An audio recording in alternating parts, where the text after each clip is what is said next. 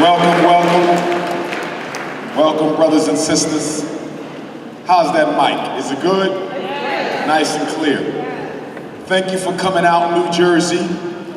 We have a special relationship because 10 long years ago, I did my pre-doctoral internship in Trenton at the Ewing Residential Treatment Center, which is now closed. And that was right across the street from Trenton State Psychiatric Hospital.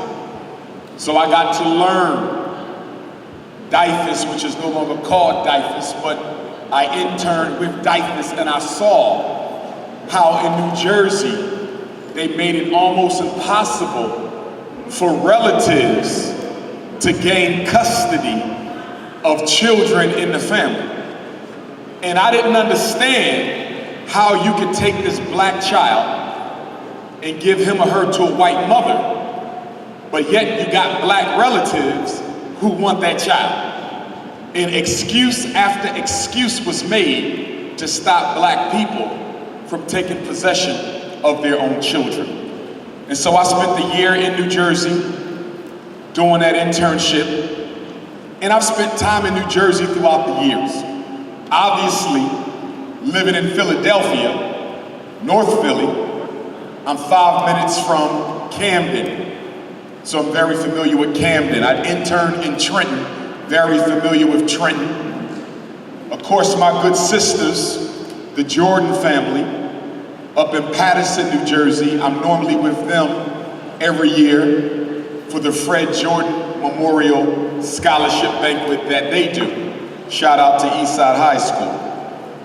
So brothers and sisters, 4.5 years ago, if y'all can go back in your mental Rolodex, we started raising money for a school. Some of y'all remember that. In the spring of 2014, I learned that there was a HBCU for sale in Virginia, St. Paul's College. So we started raising money for St. Paul's College, and the money was coming in. But it wasn't coming in fast enough. And I really wanted St. Paul's College, 118 acres, 15 buildings, built by our own African ancestors out of slavery, and it was only $2 million. It was a steal. But we couldn't raise the money fast enough. So unfortunately, I have to admit to you all that St. Paul's was purchased last year by the Chinese.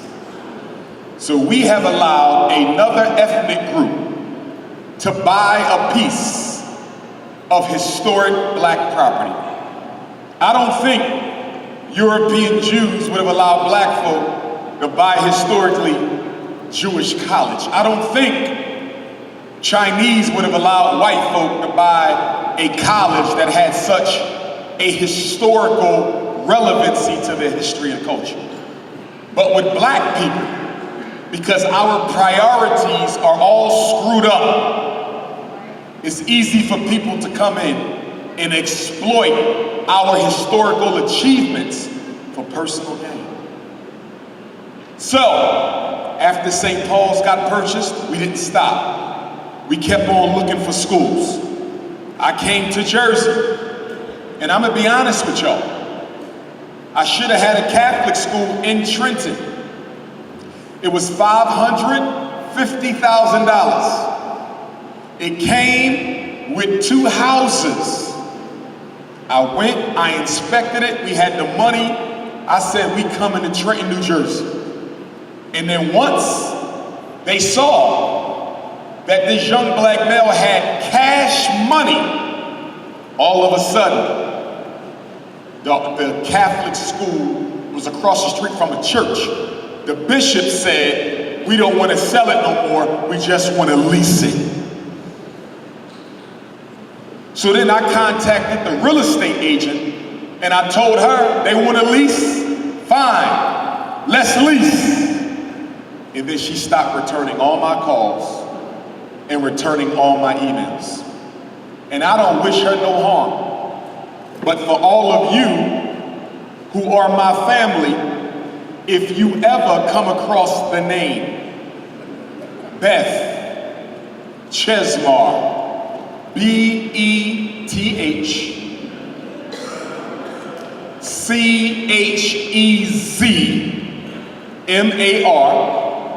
don't ever do any business with her, okay? Because we have to stop letting people practice racism against us and then get away with it, okay? I have nothing against her personally, but when it came to the real estate, you stopped me from buying that school because I was a young black male. And she stopped responding to the phone calls and the emails. Don't get me wrong. I'm sure the church didn't want me to have it, but you should have been woman enough to tell me that they don't want to sell to you, as opposed to aligning yourself with them and keeping us from buying the school in Trenton, New Jersey. Okay? So we should have been in Trenton. But guess what? I came to Newark late last year, and I came across a school. It was not a Catholic school. Bilal know what I'm talking about because I sent Bilal to go look at it.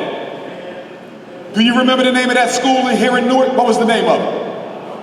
What street was that? That address? Chancellor Avenue. Anybody from, there's a school on Chancellor Avenue right across the street from like a fast food. Well, it's in front of a bus stop. The bus stop's right there. Chancellor Avenue. Y'all know what I'm talking about. One level. I was gonna lease that because he said, I don't think they wanted to sell. He said they wanted to lease. So I said, fine, I'm ready to lease. Draw up the papers. Next thing you know, he calls me up and says they decided to go in another direction. So we could have been in Newark, we could have been in Trenton, and racism kept us out of both.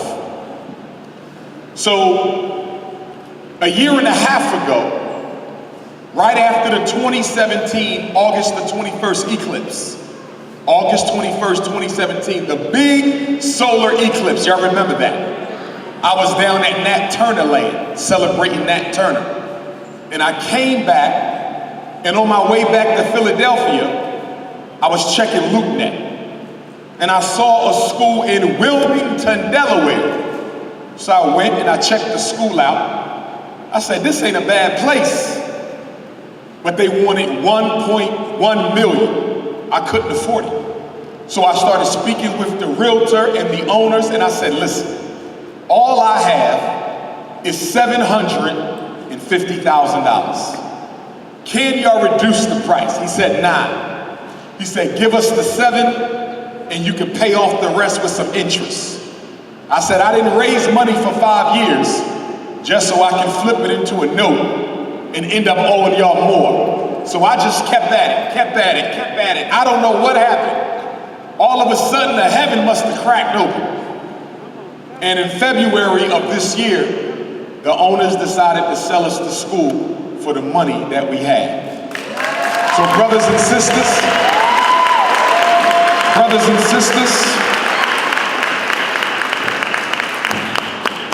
I want to say a special thank you to New Jersey, because a lot of those donations that we collected over the past 5 years came from all over New Jersey. They came from Newark, they came from Patterson, Elizabeth City, Camden, Willingboro, Trenton, and the list goes on. So for all my donors in here who were loyal to Dr. Umar during these 5 long years of character assassinations, and 5 long years of being accused of stealing the money, okay?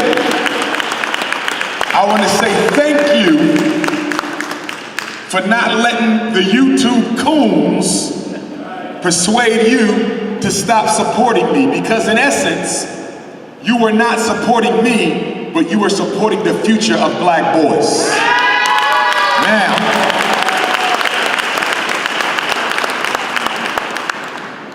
if you're interested in seeing the school, there's an opportunity for you in 4 weeks. I want you to mark your calendar.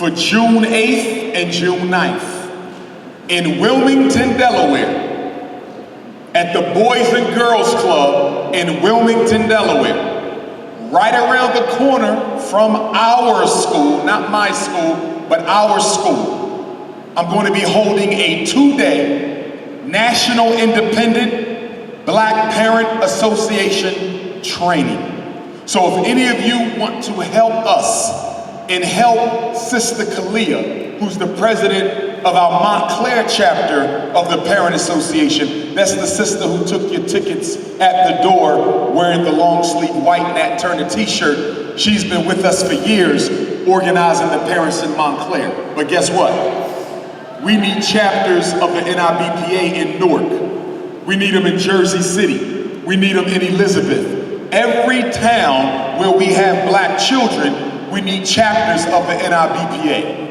And what exactly does the NIBPA do? We organize to fight against racism in 6 key areas. Now, I need you to be clear that even though we have a school, every black child in America can't fit in the FDMG Academy. We have to build schools all over the place. And I still want one in Newark, New Jersey. So I'm saying that as you go about your business, keep your eyes open for schools that's been sitting and no one's been doing anything with them.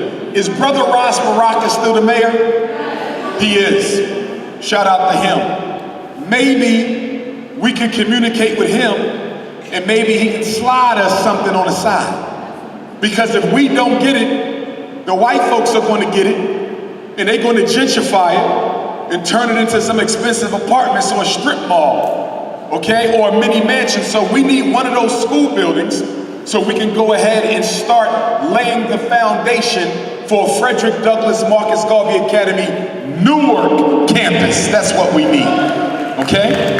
So keep your eyes open.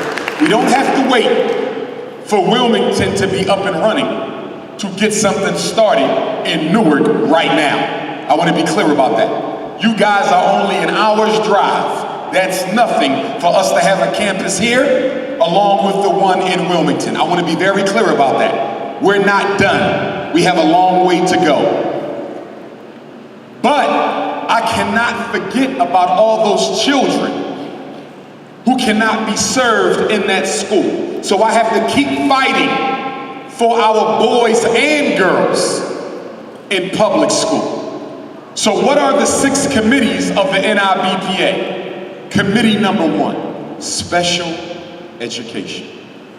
This committee will investigate the special education fraud, conspiracy, and exploitation in Newark, New Jersey. In Jersey City, in Elizabeth, in Montclair, all over the place. In other words, how many black boys in special ed in Newark public schools? How many are in special ed for the learning disability versus autism versus the emotional disturbance versus the intellectual impairment versus the speech and language impairment versus other health impairment for ADHD versus deafness versus blindness versus developmental delay versus traumatic brain injury versus orthopedic impairment. How many are in each of the 13 special education categories? And then we gotta ask ourselves, how many black boys and girls are in special ed all day versus some of the day? How many of them are in special ed for no other reason than the teacher did not want to be bothered in the first place? Let me explain something. And I talk to you as an expert certified school psychologist. I talk to you as a former school principal. I talk to you as a doctor of clinical psychology. And I want you to know that most of your sons that are in special ed in New Jersey are not there because they cannot learn. They're there because somebody did not want to teach. Okay? I want to be clear. I want to be absolutely clear about that. And this is why, after today, I hope no mother or father in this auditorium, this gym, will ever sign permission for your 5-year-old, 6-year-old, 7-year-old, and 8-year-old to be evaluated for a learning disability. Let's talk about this thing called a learning disability. Now, first of all, special education is 13 categories, okay? I've already named them, right? Learning disability, autism, emotional disturbance, intellectual disability, other health impairment, speech and language, developmental delay, traumatic brain injury, orthopedic impairment, multiple disabilities, deafness, blindness. There's 13. But guess what? Out of the 13, only one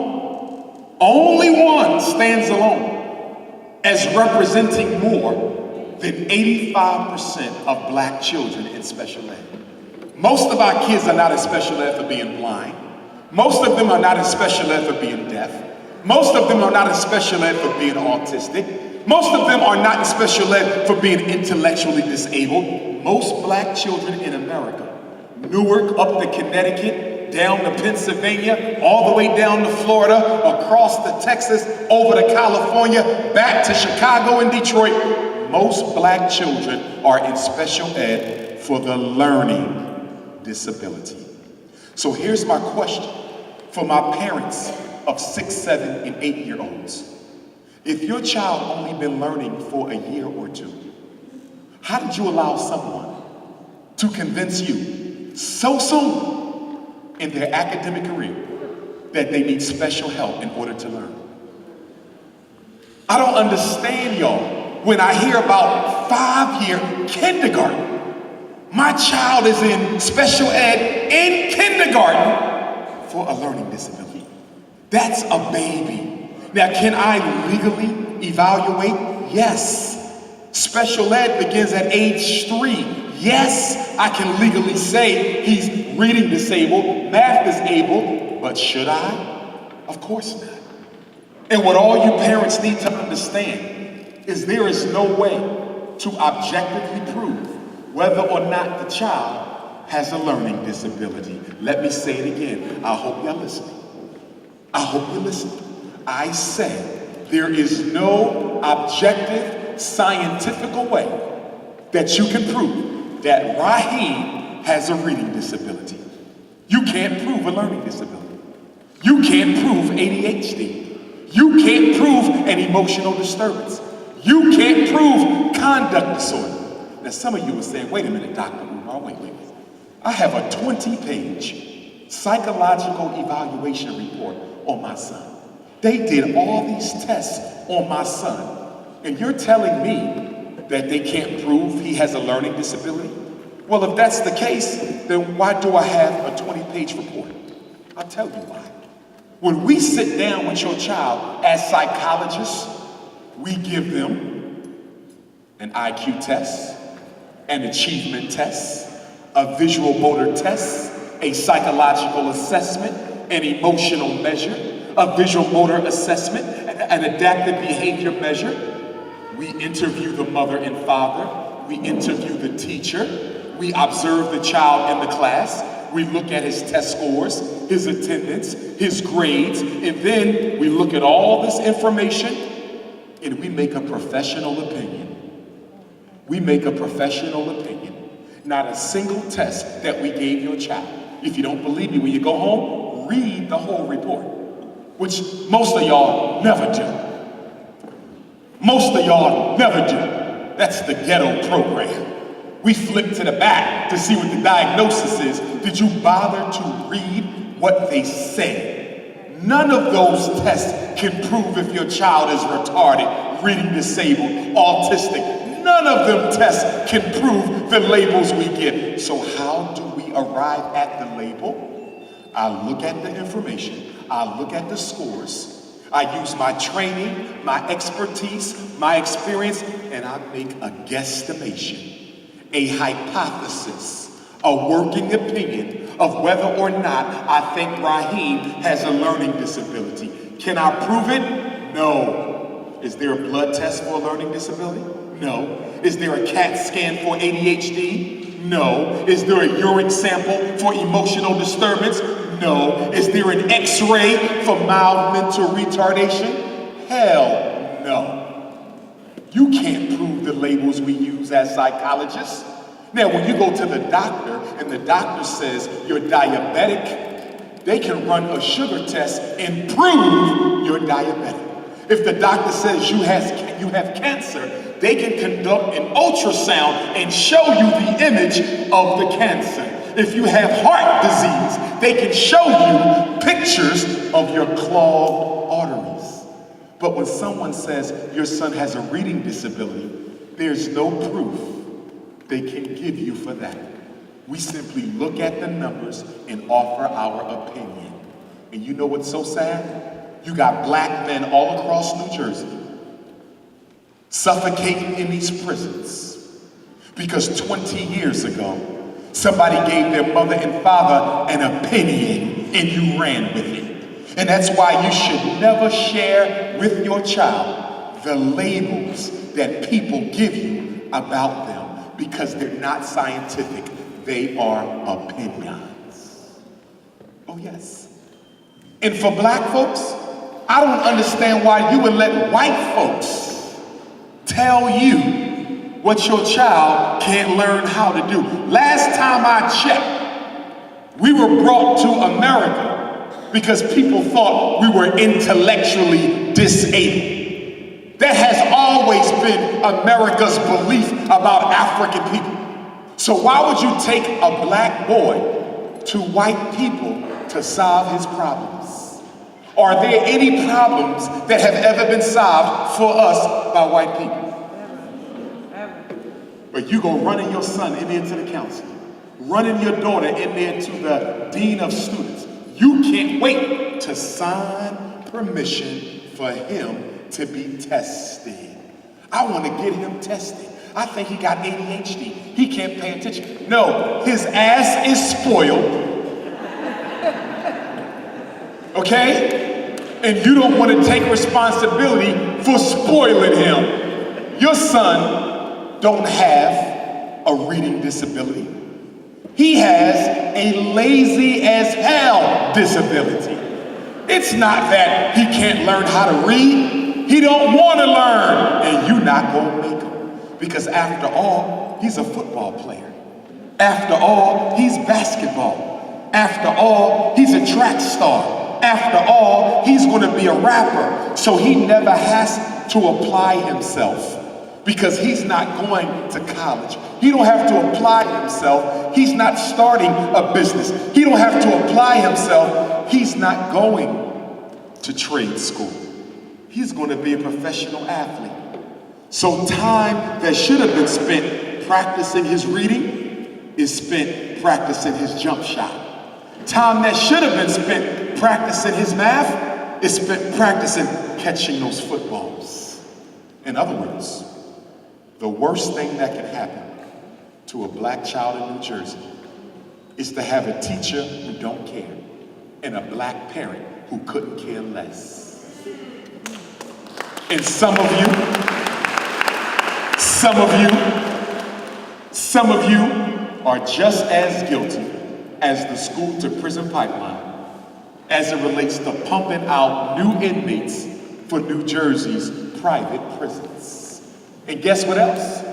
If you haven't been paying attention, did y'all know that the New Jersey state pension system for teachers, judges, police, firemen,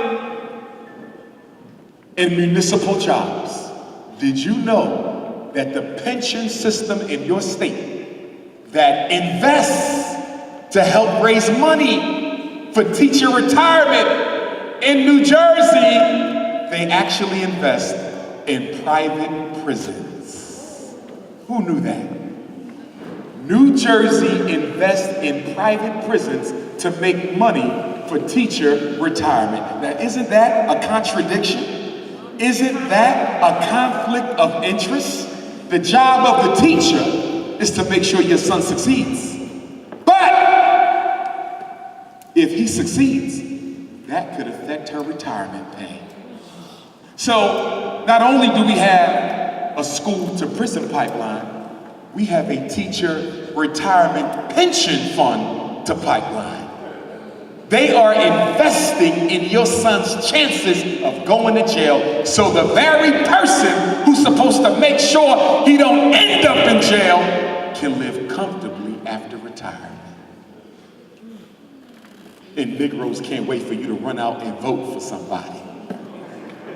Let me tell you what I think about voting. I don't vote for Negroes no more unless they can answer me 3 questions. I don't care if you're running for mayor of Newark. I don't care if you're running for state rep of New Jersey. I don't care if you want to be a council person. I don't care if you're running to be a committee man, if you want to be a council person, U.S. Senator, Governor, Lieutenant Governor. And I hope to God we don't get another black president, because you Negroes partied too long with the last one. I don't want to see another black president because we are so emotionally immature. We are so emotionally immature as a people that if they put somebody black in front of you, you get so emotionally blinded by the color of the person in office that you don't see what the hell he doing while he in office. Did you know before Barack Obama got elected, black people were the priority minority in America? For 400 years, you were the priority minority. America didn't do nothing for you, but they had to speak on black issues. Bill Clinton had to speak. George Bush had to speak. Ronald Reagan had to speak. Jimmy Carter had to speak. Gerald Ford had to speak. Lyndon Baines had to speak. Kennedy had to speak. But in the post-Obama era, you don't even have to mention black people or their problems. And that's your fault. That's your fault. Because you let white supremacy give you a Negro to take care of everybody else in America but his own people, put you to sleep for 8 years, tuck your ass in, and Donald Trump shows up with the alarm clock to wake your ass up.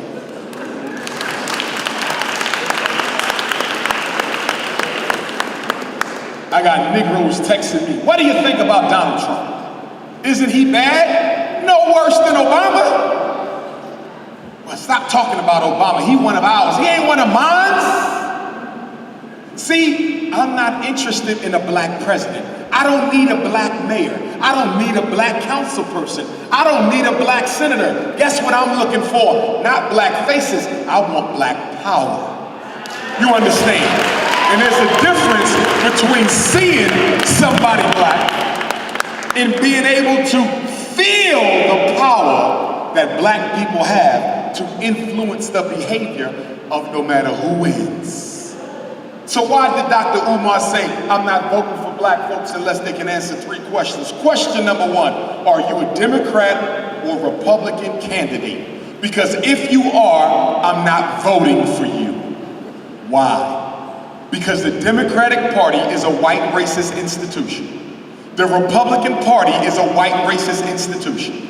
Neither one of them have ever done anything significantly to help black folk. And if you belong to that party, you are obligated to uphold the party's agenda, even if it's not in the best interest of African people.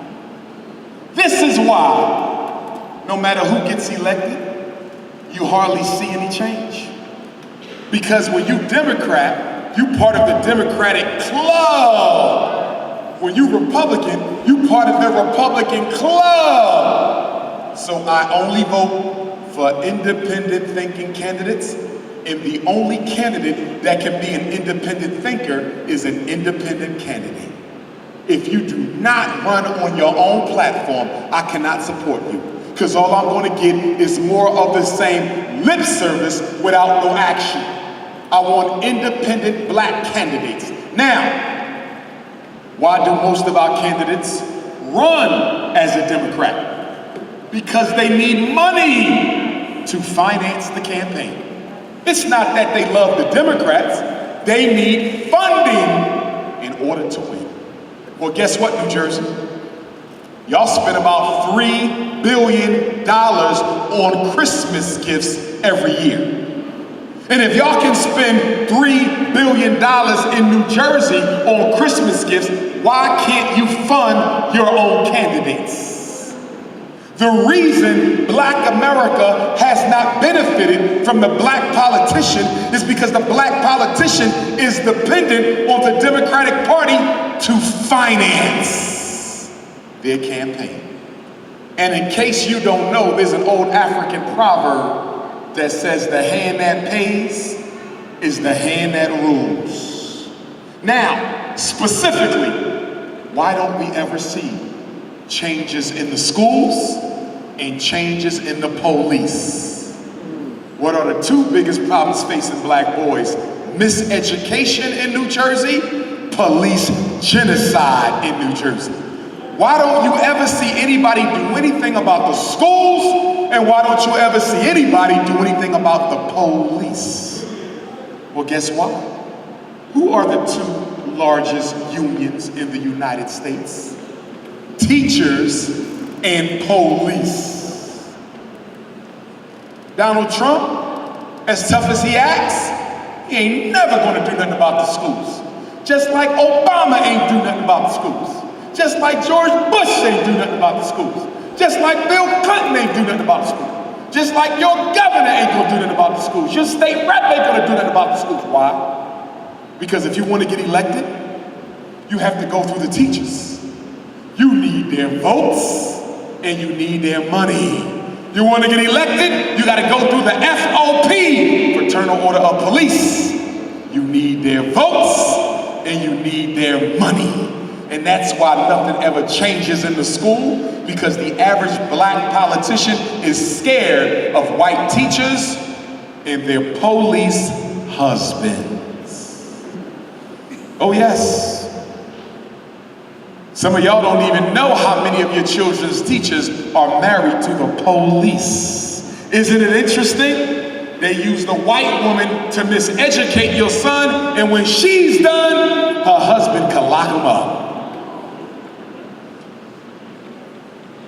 That's why we're building the Frederick Douglass Marcus Garvey Academy. Because I know the only thing we need to do to improve education for black boys is to give them black male teachers. And you could have this nonsense now. This is not a difficult problem. This is not a difficult problem. Black boys can learn as well as any other boy. Afro-Latino boys can learn as well as any other boy. They keep telling you, oh, black boys in Newark need a special school. They need a special curriculum. They need a special program. They need a special schedule. They need a special this. No, they don't. The black boy don't need nothing different. The problem is the white teacher treats your child differently. She is creating something that's different, not your son.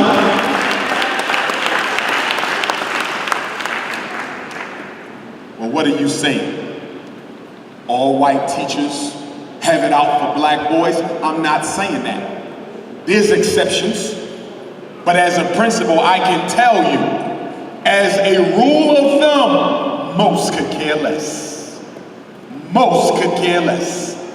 Did y'all not see what happened in Hamden last month? A white female teacher in a supermarket cursed out the black man, called him every word under the sun in front of her own white children. Or what about the one in Baltimore who posted pictures of her black children on Instagram calling them coons and N-words? And you know what's so sad? This ain't even a white woman's fault. It's yours.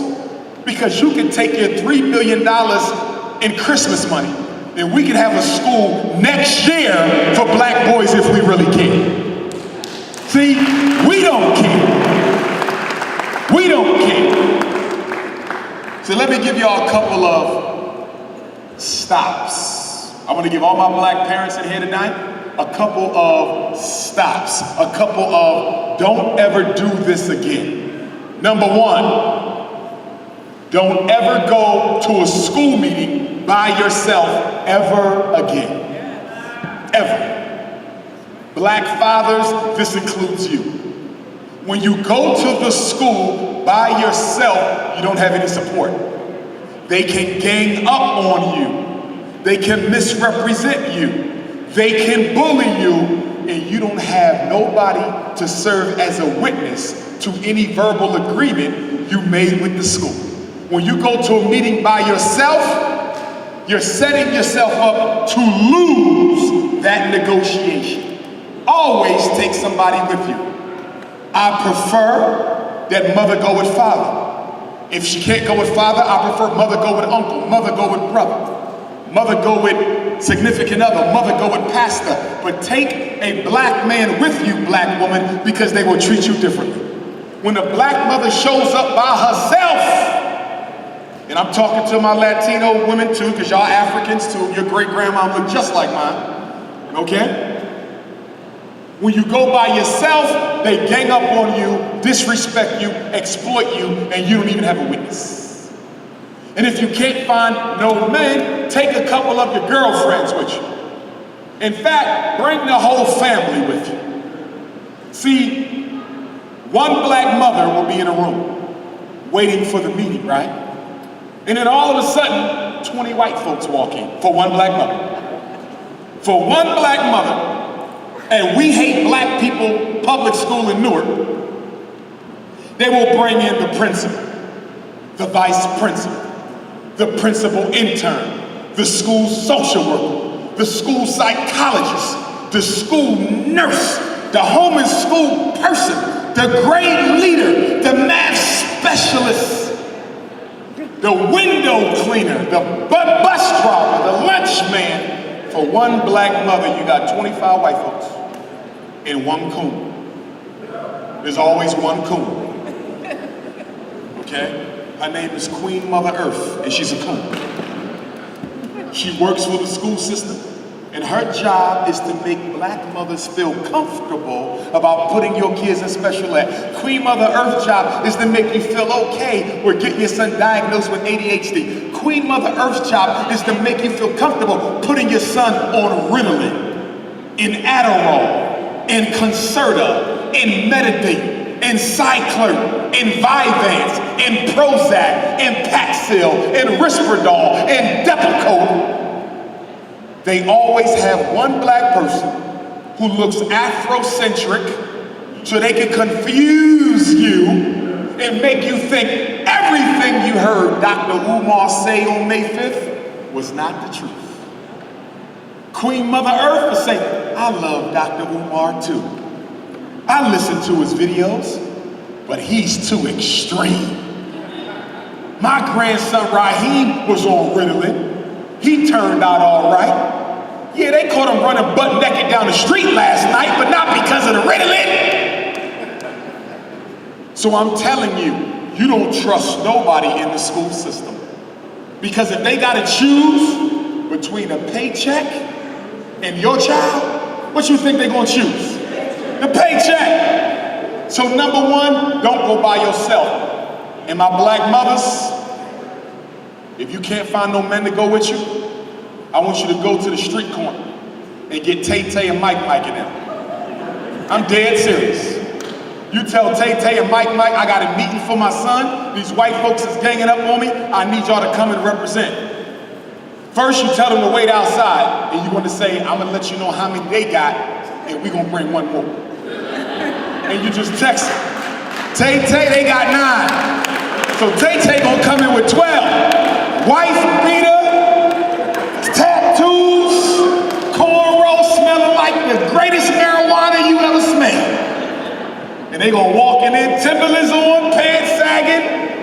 And you tell them, don't talk, because if you talk, you're gonna mess this whole thing up. I just want you to stand there with your arms folded. Don't even sit down. Stare at them crackers.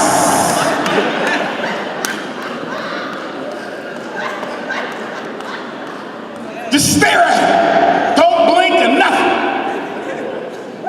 And if you see them start to gang up on me, Tay-Tay, I want you to do one thing. Make a fist, bang your fist on the desk as hard as you can. And then open your eyes up again and say, I'm not feeling this shit. And guess what? It won't be no more special ed, no more ADHD, no more Ritalin. Bring you some brothers in that school who ain't afraid of white folks, and it will be a whole new conversation. He'll be on the honor roll tomorrow. I'm serious about that. You got to bring the whole family with them white folks, because there's no limit to how many people you can bring to your meeting. They can't just, they can say, well, who's this? That's his godmother. And who's that? That's his spiritual mother. And who's that? That's his play mother. And who's that? That's his weekend mother. They cannot, so you make them feel uncomfortable. Stop letting them make you feel uncomfortable. Shift the dynamic. Are y'all following me, y'all? It's about black power. It's about black power. So that's the first stop. No more going to meetings by yourself. Number 2, no more signing paperwork before you read it completely. I don't understand y'all. Y'all will sign paperwork and don't even read it.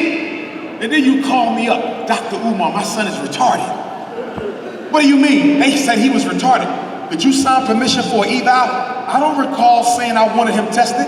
I didn't ask you what you recall. Did your ass sign some paperwork? Well, they did give me something to sign when I picked them up early. I didn't read it. I just thought, see that? See that?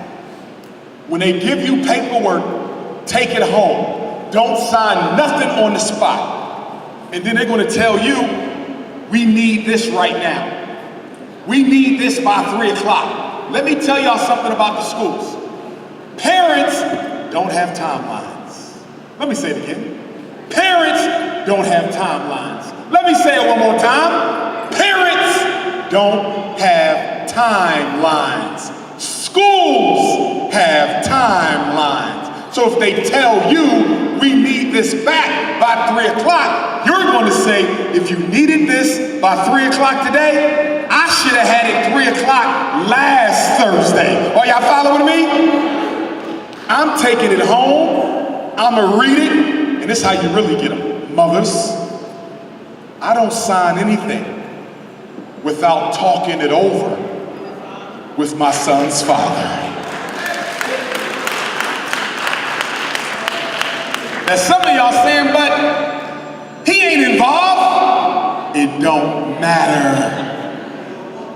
Okay? You don't need them to know that. If you're a single black woman, they don't need to know that. I need y'all to stop bragging in the school about how you're a single mom. That does not help you. Because once they know you are a single mom, they're going to load up on you. The child of single black mothers are more likely to be special educated, medicated, juvenile adjudicated, suspended, sent to the principal. When they know you a mother by yourself, no dad involved, no male presence, you can forget it. They're going to call you every day to come pick up your son. Stop telling them you single. Hell, tell them you got 3 husbands. And if they ask you why they ain't seen the husband, you say he's a long-distance truck driver. He only home once a month. But you never tell your personal family business. And why don't you tell your personal family business? Because the school is an extension of the prison industry, which means the principal is an extension of the prison warden. And the teacher is an extension of the police officer. And just like with any police, whatever you say can and will be used against you.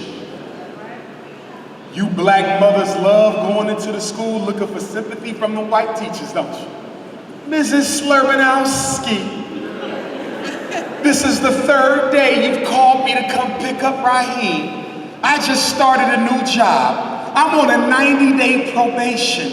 My boss said if I leave again early, I'ma lose my job. I need this job. I'm a single mother living in Newark on welfare. But if I can get this job, that'll put me up to $40,000. I can qualify for the new home. My oldest son, his father in jail. My youngest son, his father just got murdered. Mrs. Slurbanowski, I need you to understand that I'm doing my best. I'm living in my mother's house with all four of my kids. But if I can get this job, Miss Slurbanowski, if you can hold on for 90 more days, my son's behavior will change because I will have more time to spend with him. We will have our own house. I will be making better money to do things with my children. Miss Slurbanowski, can you please work with me? And she says, oh my God, Shaquita, I had no idea that it was so difficult for our black mothers. In fact, I'm a single mother. Yes, I'm white, but I divorced my husband Thomas last year, and I've been raising Peter, Simon, and Jupiter all by myself. So I can understand you. In fact, Shaquita, you give me so much inspiration.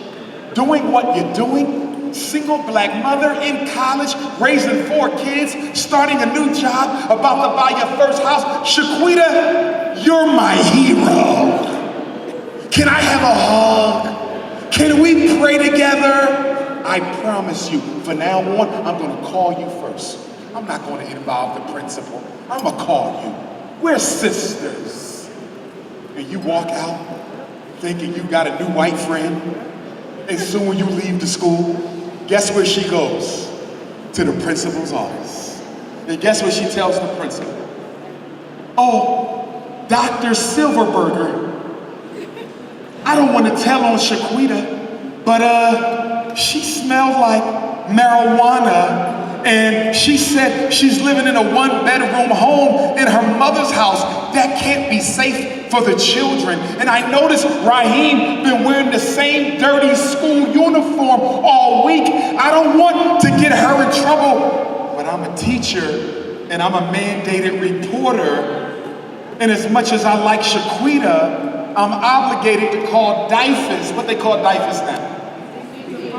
DC PAP, PNP. Protection and permanence. So what's that?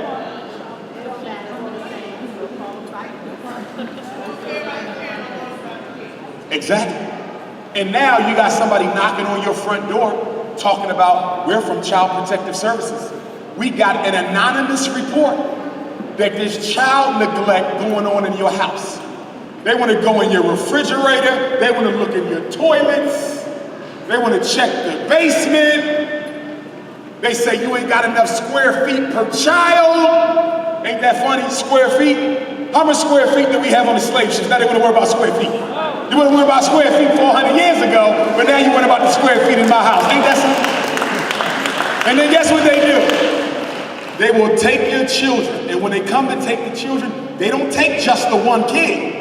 They take them all. And guess who they give them to? In New Jersey, Pennsylvania, Delaware, Connecticut, Texas, California, Phoenix, they give them to white homosexual couples. Oh yes. And why are white homosexual couples more likely to end up with confiscated black children? I'll tell you why. Because homosexuals cannot have children. So if you're looking for some, there's a whole bunch of black ones. And why are there so many black children available for foster care in New Jersey? Because black people could care less about being a foster parent to black children. Oh no, did you know black people are the last on the list to be willing to take into their home a black child who doesn't have one? You Negroes are trifling. That's right. A white person will take a black child before a black person takes a black child. That's right. That's right. And then we want to look at them kids on the street and say they crazy and they don't know how to act and they ain't got no respect for nobody. Well, guess what? How the hell they want to show love if they ain't never received none?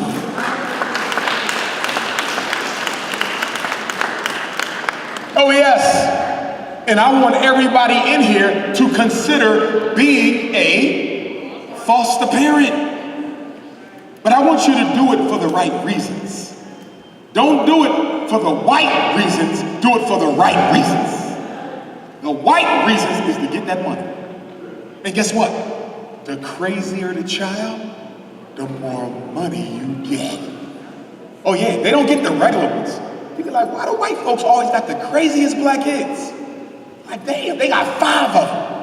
He killed 25 cats. He done suffocated a turtle. He done jumped off the roof. Right? He done stole everybody's dog. Right? You know why? Because the crazier the child, the more money is in it. And that's what I need y'all parents to understand about special education. It is a business. Oh yes.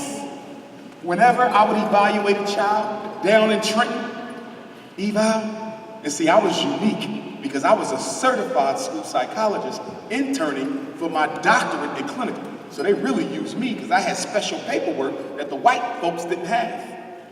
I typed that report, learning disability, emotional disturbed, it goes into a computer. And it gets transferred to Trenton State Department of Ed. And by the end of the month, a welfare check is sent to your child's school. Special ed is a business. Special ed is a hustle. Special ed is a scam of making money off black kids you never taught in the first place. Oh yes. And guess what? The special ed children are worth twice as much as the regular ed children. Wait a minute, what are you saying, Doc? I'm saying in Newark, New Jersey, the average child gets approximately $9,000 per year spent on their education. But once I say he retarded, once I say he learning disabled, once I say he autistic, once I say he's emotionally disturbed, once I say he needs special ed for ADHD, he ain't worth 9. He worth 18,000. And they get the extra money every year that he's in special ed. So let me give you an example. Your son is in the 2nd grade. He's 7 years old. And you were dumb enough to let those white folks evaluate your child at 7 in the 2nd grade. He gets classified for a learning disability, which should have never happened. He's in 2nd. He got 10 more years. So that's an extra 9,000 times 10. That's $90,000 extra, not the regular money, on top for one boy. How much extra for 10 boys? How much extra for 50 boys? How much extra for 500 boys? How many black boys in special ed in Newark times an extra $10,000? And you want to know why they put him in so young? Because he's an investment, just like you was on the slave ship.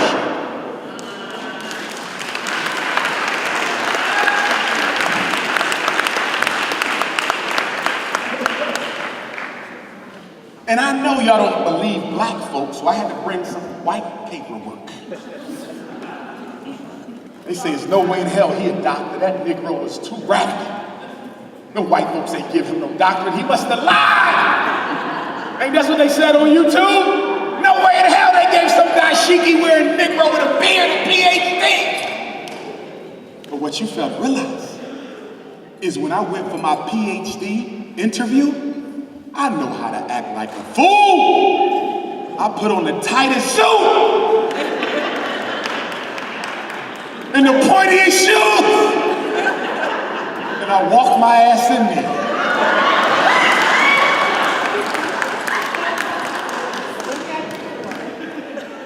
And them white folks at the Philadelphia College of Osteopathic Medicine said, "Why do you want to come here?" I said, "Oh my God, where do I begin?" I said, "I want to study under Dr. Slurbanowski, her research on prenatal psychological frontal cortex development in the second trimester. Oh my God, it's the greatest piece of research I ever seen in my life." I said, "You're Dr. Silverstein? His book on adolescent male violence? Oh my God, he's a god. I can't wait to study under him. If you let me in here, I'll be the best Negro you ever met."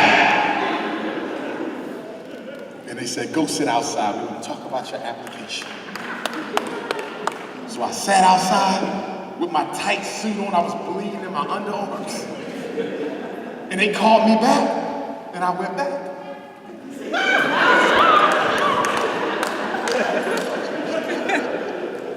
And they said, "Congratulations.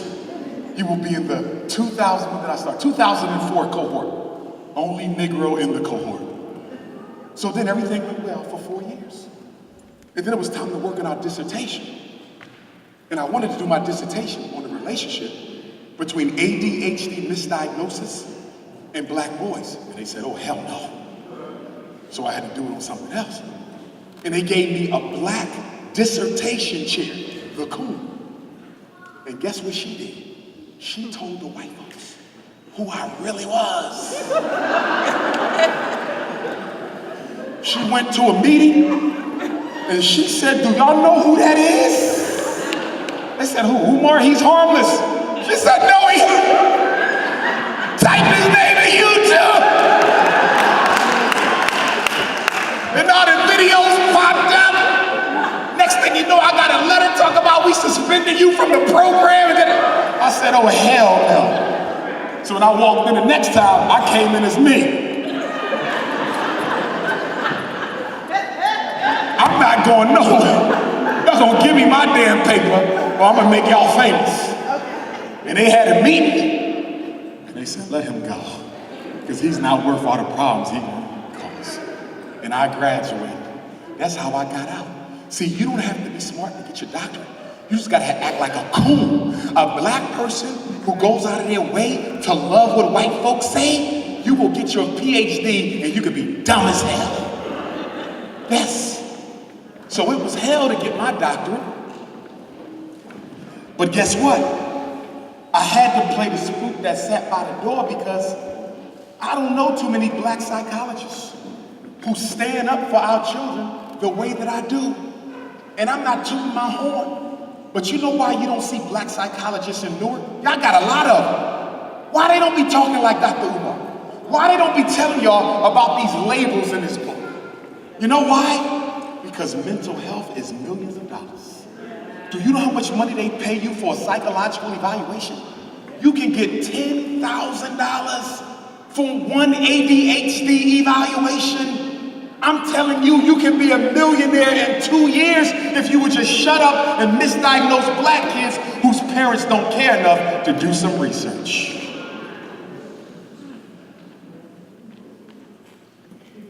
Why are we on ADHD? When was ADD invented? 1980. It didn't have an H. There was no H. It was ADD, Attention Deficit Disorder. 1980. Is that a coincidence? No. That's the same year that the CIA dropped crack cocaine off in the black community. So what are you saying? I'm saying that the United States government started drugging up our adults the same year they started doping up our children. Oh yes, you don't believe me? do your research. In fact, Ritalin is classified by the Drug Enforcement Agency as a Schedule B drug. It's in the same category as cocaine and opium. And this is what some of y'all give y'all sons. 5 milligrams a day, 5 milligrams of Concerta, 5 milligrams of Cycler, 5 milligrams of this, 5 milligrams of that, turning your sons into crack addicts. Ritalin is synthesized crack. Adderall is synthesized crack. Concerta is synthesized crack. We got a whole generation of crack babies growing up in the name of education. And you know what make it worse? Why am I really mad about y'all? Because, there we go. See, that's my flag. And for all my black men in here, I don't ever want to see you with this flag if I catch your ass with a white girl. Okay?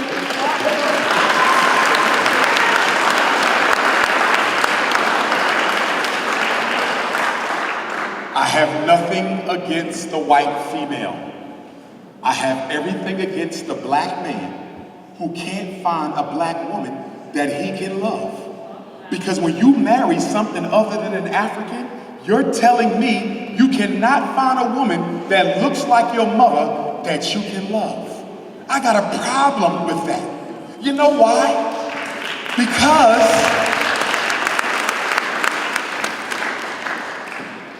in a famous United States Supreme Court case called Loving versus Virginia,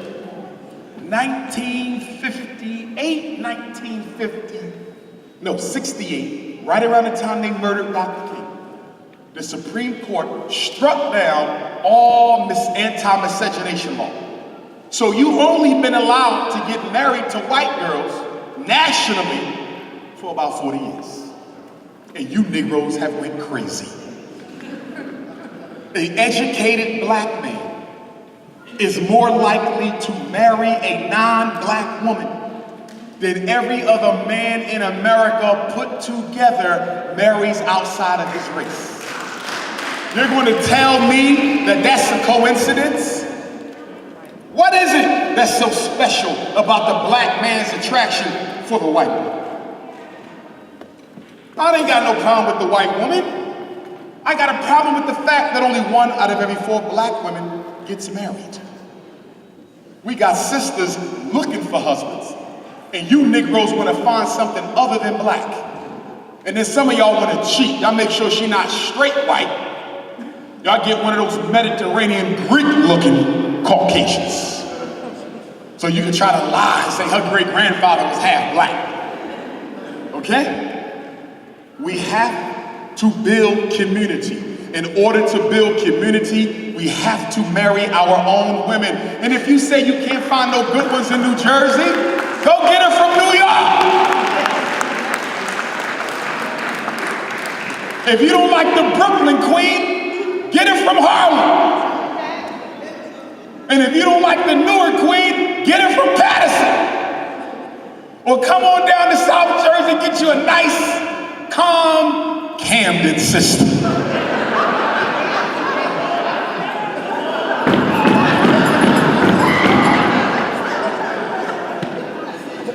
Okay?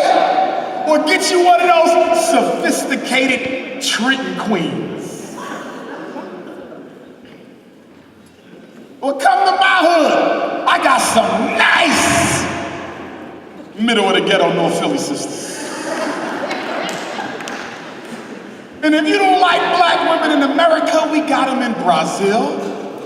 We got them in Jamaica. We got them up in Canada. We got them over in Europe. We got them in Australia. We got them in Africa. We got them in Asia. There's more black women than any other population in the world. And because of that, there's no excuses not to find an African woman. Absolutely. And people get mad at me because I'm like the only black scholar that says that. Negroes talking about something. You can help who you fall in love with. That's a damn lie. Back in slavery, you knew not to fall in love with Betsy. She'd get your ass hung. And guess what? She's still getting Negroes hung. Go ask Bill Cosby.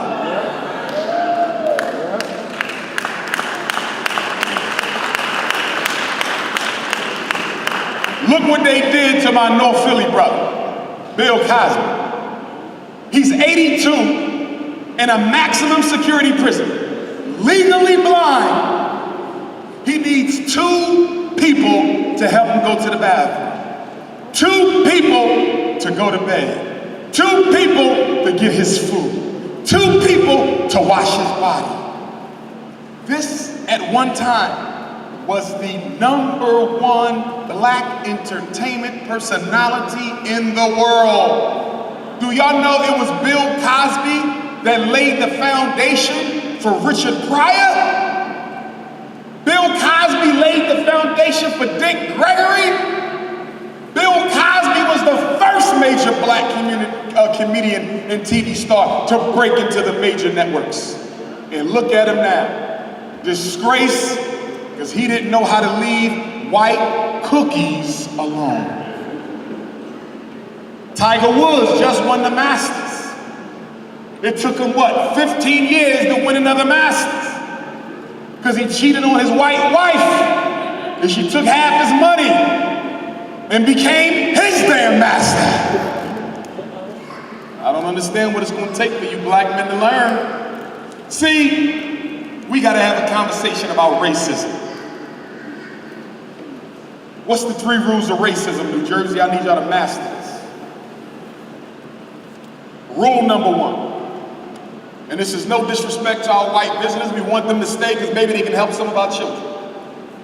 Rule number 1, all white people are racist.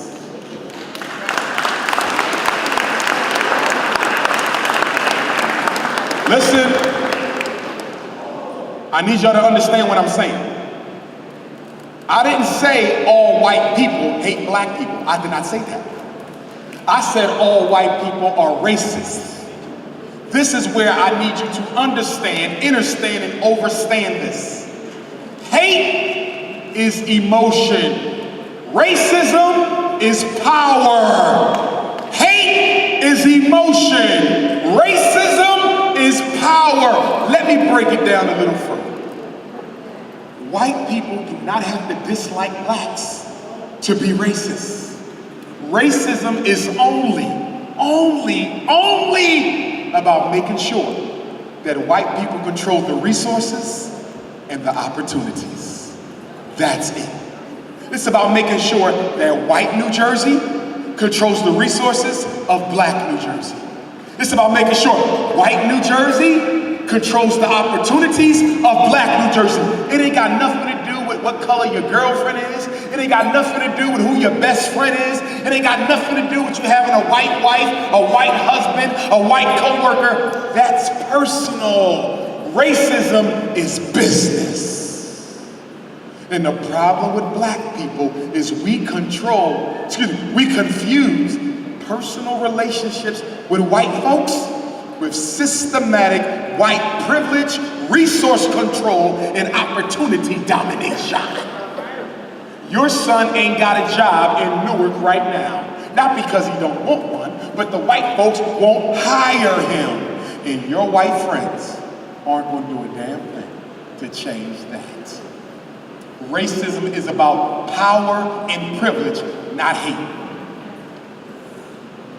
See, your problem is you don't put being black first. White people put being white first. Chinese put being Chinese first. Mexicans put being Mexican first. And black people put Jesus first. That's your damn problem.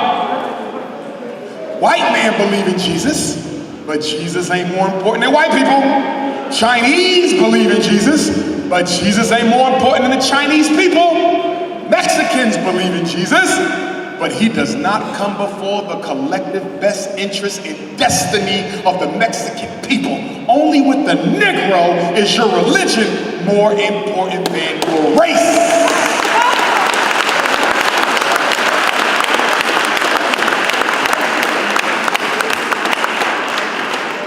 And I don't know why some of y'all clapping, because if I go into your house right now, half of y'all got a picture of Jesus cracker on your walls. Yes, you do. I heard about you New Jersey Negroes. I heard y'all got some of the biggest mega churches in America. Yeah! New Jersey black people love white Jesus. And what's wrong with having a picture on your wall of your deity looking like your enemy? You know what's wrong with it? When a little black child grows up in a house and sees God in the image of the white man, his brain will automatically generalize the power of white God to the power of white police, the power of the white judge, power of the white businessman. If God is white and white is power, black must automatically be of the devil. See, your child did not learn self-hate in public school. He did not learn self-hate in a white public school. He learned it in a black church Sunday school. Oh yes. Oh yes. The black church been teaching black kids to hate themselves longer than any public school in New Jersey. Your God better look like you. If you cannot see God in you, then you can't possibly see God in any other color. Blackness is divine. You don't think blackness is divine? Can I ask you a question? How much does 1 ounce of melanin sell for on the international market? The Queen said $500 a gram. I thought it was 100. It could be 500. But let's say at least $100 a gram and as much as $500 a gram. Oh yes. Oh yes. People buy melanin on the international market for hundreds of dollars. This stuff right here, black gold, people buy it. And you hate it because you fail to realize that God made you black not as a curse, but as a blessing.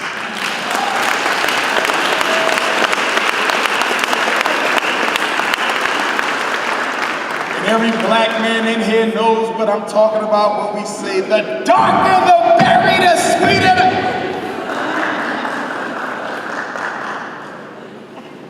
But here's the thing, black women come in every shade. So you got no excuse. If you want a really light black woman that looks European, we got lemon sisters. We got French vanilla sisters. We got vanilla queens. We got butter almond. We got butter pecan. We got sweet brown sugar. We got caramel.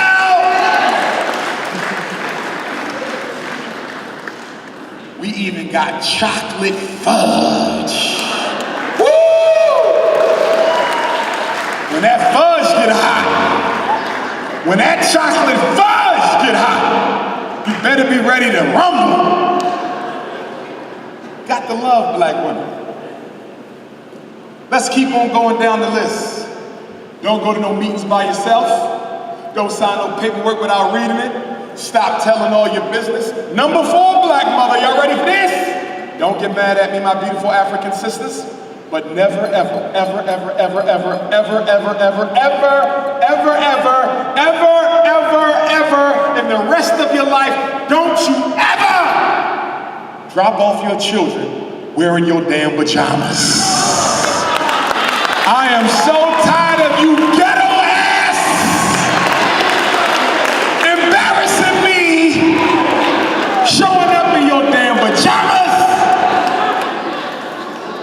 That is so embarrassing. 9 o'clock in the morning and you coming out there with some SpongeBob flip-flops, hair all tied up, old drunk-ass pajama shirt. Those old nasty pajama pants, stains all on it. Do you know what you tell white folks when you show up in your pajamas? You're telling them, I have no life, I have no job, I have nothing to do. And the minute I drop him off, I'm gonna go back in the bed and make some more. You don't let white folks know you're unemployed. And even if you're not unemployed, if you show up in your pajamas, they will make the assumption that you are. So guess what? If you can't find nothing nice to wear, go and rent a tuxedo and wear that shit. Drop me off in a tux. Go get you a Grammys gown and wear that in there. Coming in like Diana Ross for early dismissal. But you do not wear your pajamas in school. Number 5, black mother, black father. I don't know why we can lay down and make them, but can't seem to stand up and raise them.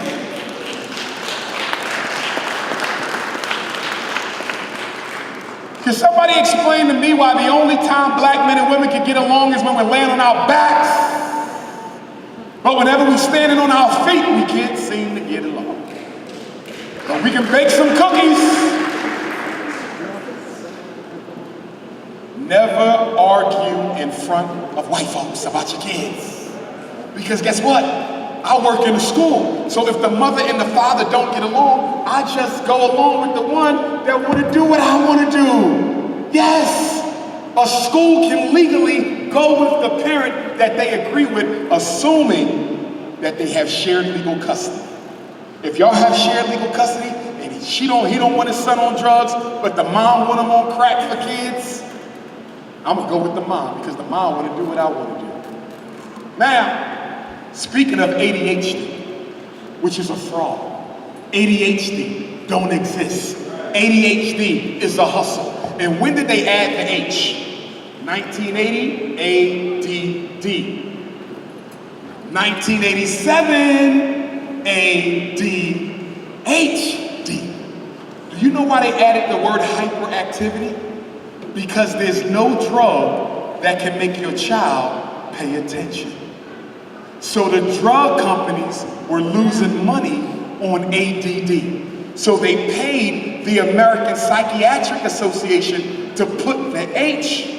So today, there is no ADD. Everybody is hyperactive, even when they're not, to justify the prescriptions. Now, ADHD is nothing other than regular black boy behavior. Regular black boy behavior. And I'm gonna prove it to you right now, because I'm gonna read you the criteria right now. This is exactly what we go off when we diagnose ADHD. Listen to this shit. All my ADHD parents, listen to what you agreed to put your son on dangerous crack that kill his brain cells, will make him go bald, can cause schizophrenia, psychosis, suicidal thoughts, homicidal thoughts, organ failure, stroke, heart attack, sexual impotence. Let's read it. Fails to give close attention to detail. Has difficulty sustaining attention. Does not listen when spoken to. Does not follow through on instructions. Has difficulty organizing his work. Is reluctant to engage in tasks that require sustained mental effort. Can I ask you a question? What black person you know does anything with sustained mental effort? Your ass in here today, I got 2 hours before you stop sustaining mental effort. Why would you expect a 5-year-old to sustain mental effort? Let's keep going. Loses things necessary to get his work done. That's a mental illness. Let's keep going. Is easily distracted. Is forgetful in his activities. Taps with his hands and feet. Leaves his seat when he's supposed to stay seated. Runs or climbs excessively. Is often on the go. Acts like he's driven by a motor. Talks excessively. Can't wait his turn. Blurts out answers. And is unable to play quietly. What black child? What white child? What Chinese child do you know plays quietly? And guess what I just read you? The diagnosis of ADHD. So if you want to know why every other black boy in New Jersey is taking kitty crack, it's because ADHD is nothing but regular boy behavior. That's why I do not diagnose it. You know why it's so popular? Because schools are run by women.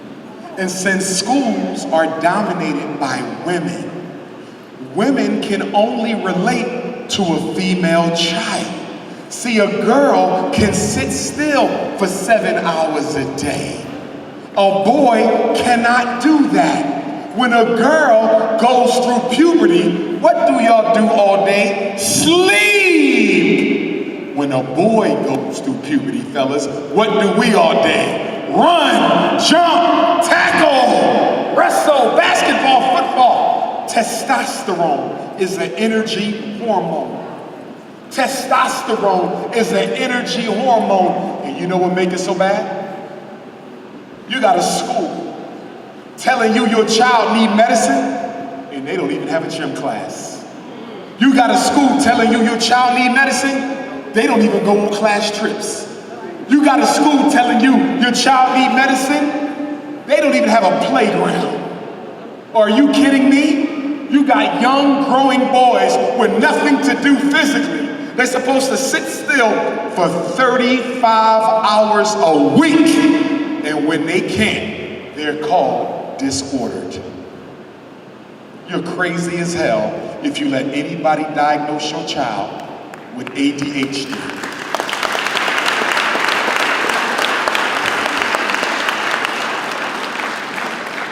Guess what ADHD really stands for? Ain't no daddy at home disorder. That's the problem. Ain't no daddies in there to whip that ass. That's all it is. See, in my house, I couldn't catch ADHD. I couldn't catch conduct disorder. I couldn't catch opposition or defiance. I couldn't imagine if I would have came home and said, Dad, I beat up my teacher. Can I have some drugs?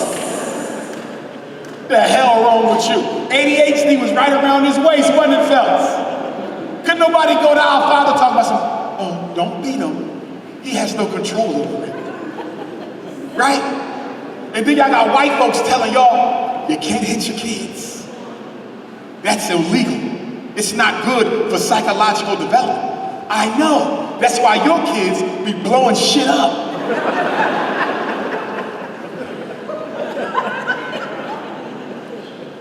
Y'all see how the white folks be in the supermarket with the little badass little boys?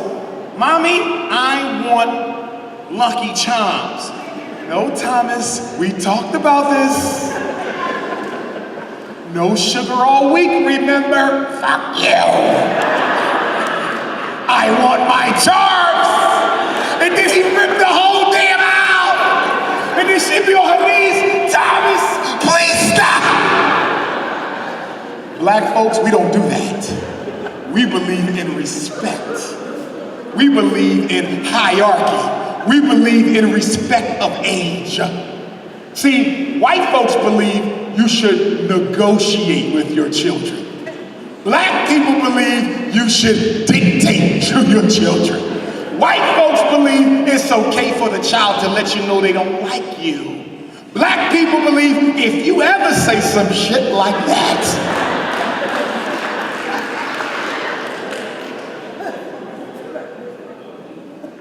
got white folks telling us how to raise our kids. Are you crazy? Well, if I hit them, they gonna take them. It all depends on how you respond when they show up. I got a story for you. I knew a black man, son got tough with his mom, father whipped his ass. Son called the cops. Cops came. Sir, we got a call from your son, physical harm. He said, oh, hell yeah. This is my house, and that's my wife. And anybody who disrespects my wife gonna get dealt with, whether it be you or my son.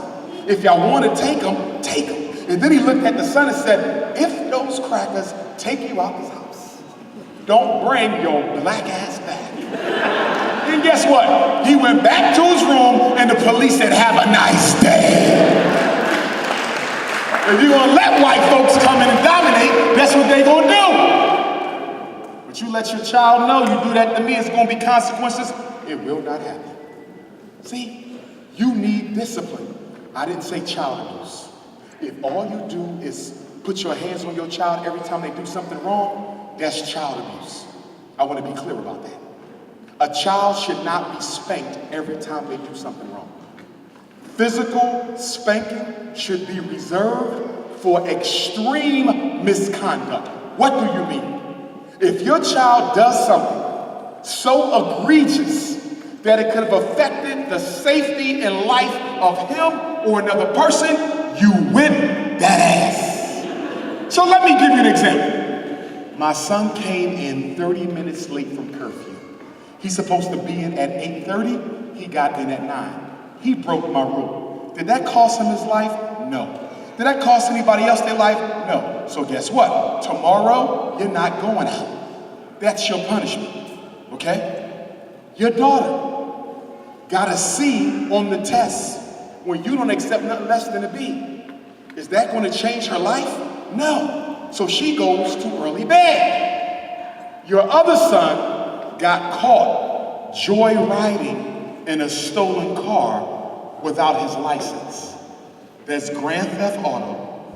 You don't have a license, that's your record. You could have killed somebody because you don't know how to drive. I'ma whip that ass! You caught your 5-year-old in the kitchen playing with the stove, trying to light shit on fire. Whip that ass! Do you see the difference? If it ain't gonna hurt nobody, give them something soft. But if it can mess up somebody, grandma up there in a wheelchair, you playing with matches, oh hell no. Light that ass up.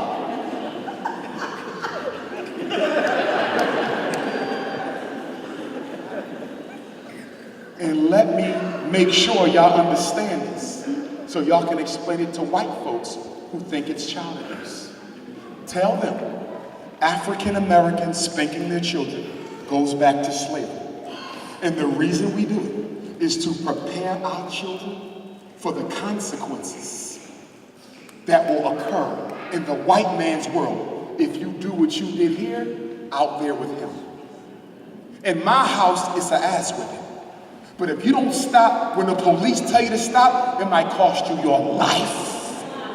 So we spank to prepare our children so they don't have to go through what they go through in his house out there with white folks where there are no second chances. So do you know what I'm saying, black mother? I'm saying that all my black mothers in here who love giving your son a second chance, and a third chance, and a fourth chance, you setting him up for failure because the white man gives him one chance. I don't believe in chances. If you messed up, you get a consequence. That's how life is. Cause and reaction. Y'all raising y'all sons to think they can always get out of something. You are setting them up for failure. Too many black mothers, and I love my black mothers, y'all done an excellent job raising these babies without the fathers being around. But some of you are turning your sons into the exact type of man you yourself would never want to marry. Too many sisters are loving their sons instead of raising them. Black mother, stop yelling at your son. Stop cursing at your son. That does not change behavior. And why do black women yell and curse? Because you're too lazy. You're too lazy to get off your butt and give him a consequence. Yelling is laziness. Cursing is laziness. You know why you cursing? Because Housewives of Atlanta is on and you don't want to have to stop to go deal with that.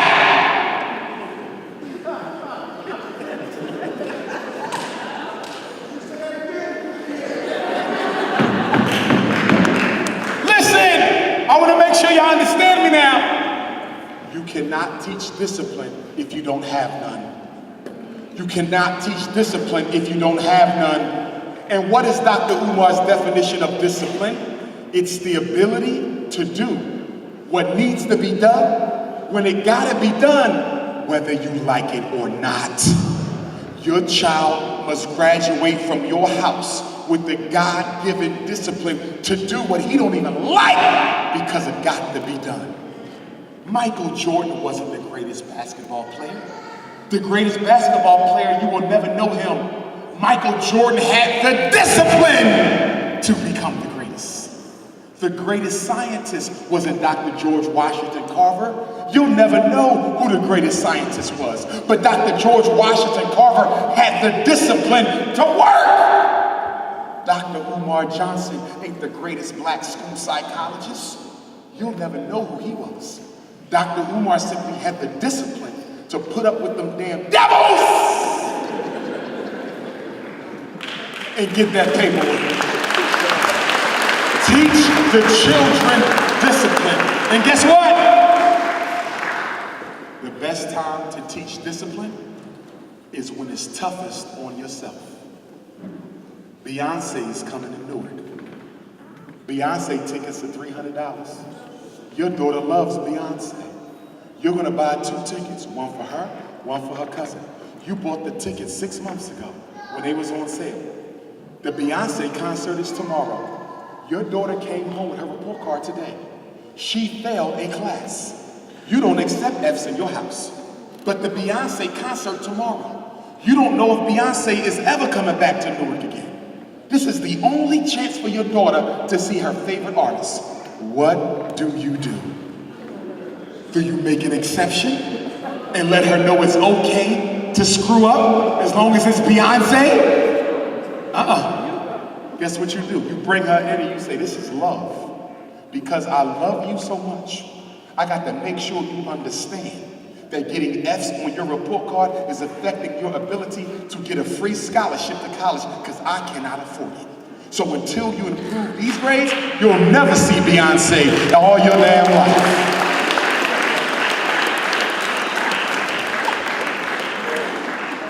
Brothers and sisters, for those of you who want to work at my school, if you want to work at the Frederick Douglass Marcus Garvey Academy, I want your resume.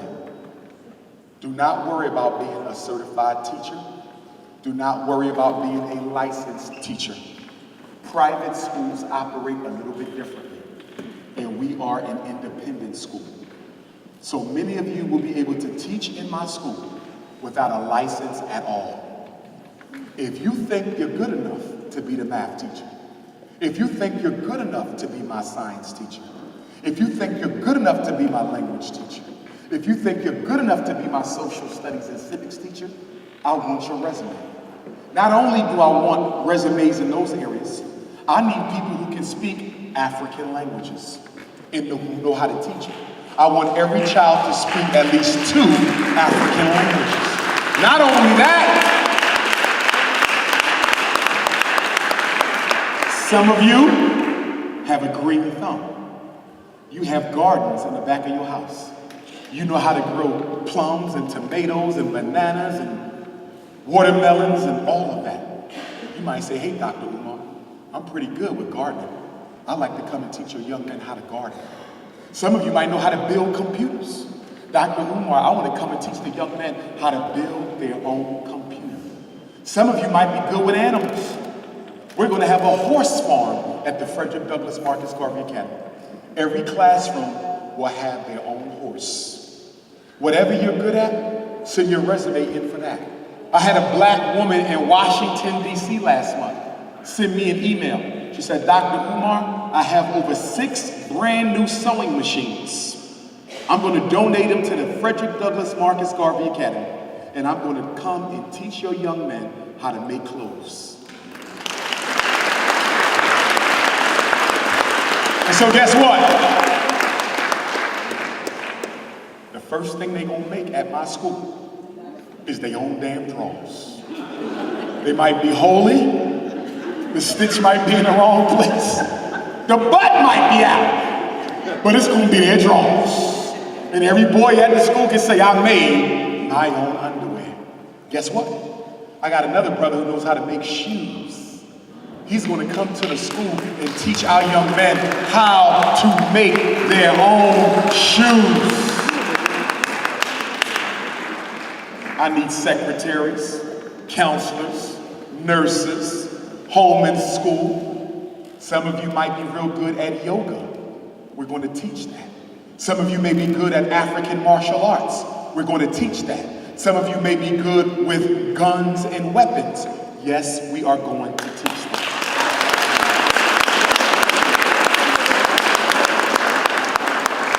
And yes, ladies, although it is an all-male school, I believe in the perfect balance of masculine and feminine energy. That means my staff will be half male and half female. But I need real females, not this hard, tough Mike Tyson neck.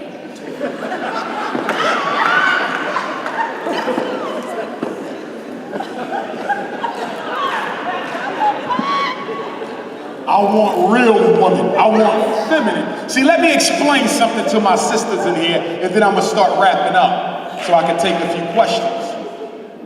White women, the feminist movement, have convinced black women that you got to act like a man to be equal to a man. And I'm here to tell you that God made you a woman on purpose. And I'm going to go a little bit deeper. According to African spirituality, the first energy that God created was not the masculine, it was the feminine, which makes perfect sense because the womb gives birth to the life. So there can't be no life without the feminine to give birth to it. It don't make women better than men, and it don't make men better than women, but it makes us perfect equals. The problem is, some of y'all that went to college too damn long and got hooked up with the white feminists telling you that the black man is your problem. He ain't got no job, he's in and out of jail, can't take care of his family. But have you ever asked yourself, why is he in and out of jail? Have you ever asked yourself why he can't find a job? Have you ever asked yourself why he can't take care of his family? Because if you trace it all back, you'll find out that your problem ain't the black man, but the white man that disadvantaged him. We fight together. Black man and black woman, we fight together. We do not divide ourselves. I understand why the white woman fought the white man. The white man told the white woman, you can't work. The white man told the white woman, you can't be a preacher. The white man told the white woman, you can't vote. The white man told the white woman, you can't go to college. The white man told the white woman, you can't wear pants. I understand why she fought, because the white man controlled the society, and so he controlled her. When the black woman says, I'm a black feminist, that means you're fighting against systematic oppression from black men. If you're fighting against systematic oppression from black men, answer me one question. What system do black men control that we can use to oppress black men? Do we control the jobs? Do we control college? Do we control the criminal justice system? Do we control the economy? Y'all got more education than we do. Y'all make more money than we do. How in the hell can black men control black women? What black man in here can control what his woman wants to do with her life?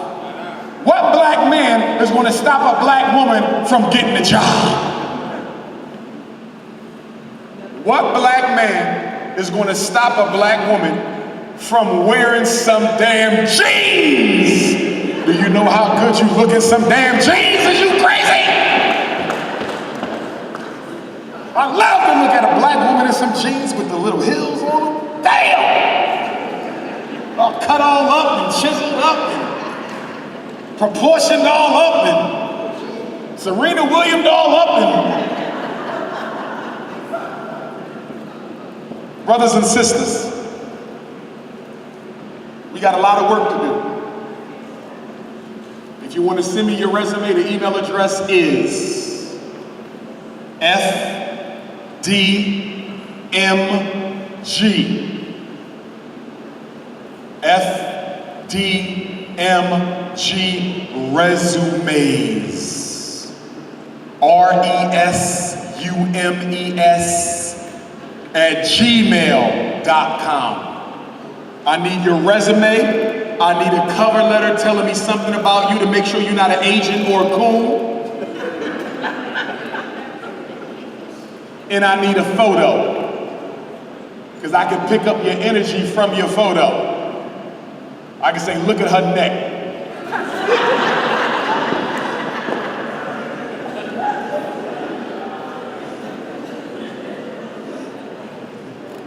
I can say, look how tight his t-shirt is. Now, black women, you cannot work at my school unless you 100% nappy by nature. No weave, no perm, no straightening comb, no European hair color. Now, let me clarify. Because some of y'all probably like, I want to work. Well, guess what? You okay? Because you can send in your resume now. School won't be ready for about a year. And you can cut that shit off. Let your new growth come back. Get all them bald spots and craters out your head. And come in with your twisties, your baby fro, your Caesar, your locks, looking just as fine as you can be. So you got time, so you can send me the picture with the perm, but when you show up, if you get the job, you make sure you come natural. See, I want my boys to be attracted. We're socializing them to only love black women who love themselves.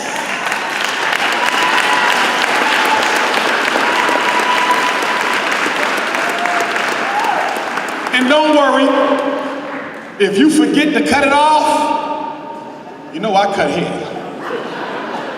Let your ass walk in my door. I'ma bulge your ass. And I'm not knocking my sisters for not being natural. I'm knocking my brothers for you not being natural. That's right, black man, that's our fault. The reason black women are wearing perms and weaves is because they have studied us. And they have seen that the black man, although he might act like he pro-black, prefers a woman that looks like she's pro-white. Let's keep it a buck in here tonight. Let's keep it a buck in here tonight. It's not the black woman, but the black man that's responsible for the $30 billion we be wasting on hair care. Black man, you can make your woman go natural overnight. We can all do it. It takes some time because she got to fix scalp burns.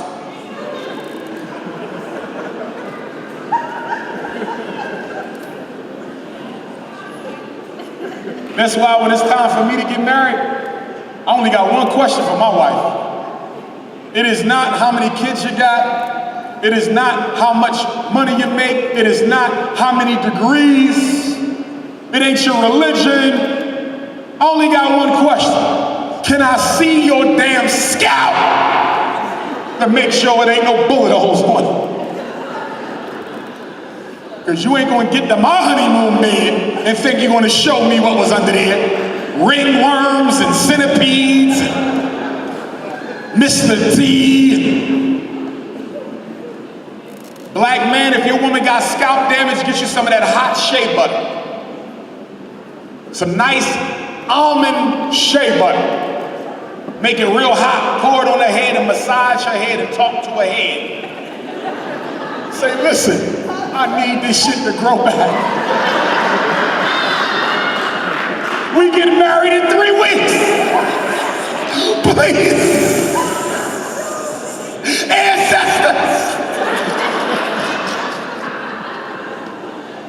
Kiss it.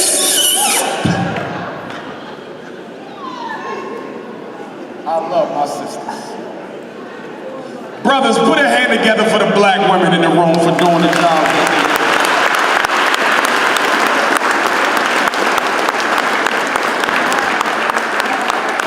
Where's Brother Rial? LaRon, you got the papers? I want you and LaRon to split them up for me, please, and go ahead and give them out. Some of y'all know I've been working on a documentary called The Shockumentary, America's Psychoacademic War Against Black Boys. It's going to be a series released in the movie theater. It will be out Black History Month 2020. The first shockumentary is going to focus on the 5-state area of Washington, D.C., Maryland, Pennsylvania, Delaware, and New Jersey. We start filming next month. Listen to me clearly. There's 3 ways you can be in this documentary, which is going to be the most powerful documentary ever produced on the school to prison pipeline. Number 1, if any of you have a story, a testimonial about something you saw happen to a black boy. It could have been your son, your brother, your nephew, your cousin, or black man, yourself. If you want to tell what you've been through, black mother, you want to tell what you've been through, black father, you want to tell what you've been through. But not only parents, maybe you're a social worker. Maybe you're a counselor, maybe you're a probation officer, maybe you police, maybe you're a principal, maybe you're a community leader, maybe you run a program for black children and you want to tell about what you've seen happen to black boys through the years. He's giving out forms. Fill this out. Leave it with us today if you can. If you can't leave it, take a picture of it, email it to me. Fill it out, take a picture, email it to me. What is my email address? DrUmarJohnson, Dr. Umar Johnson at yahoo.com. One word, no periods, no spaces. You can also take a picture and text message your form to me. What is my cell number? Please take down my cell number.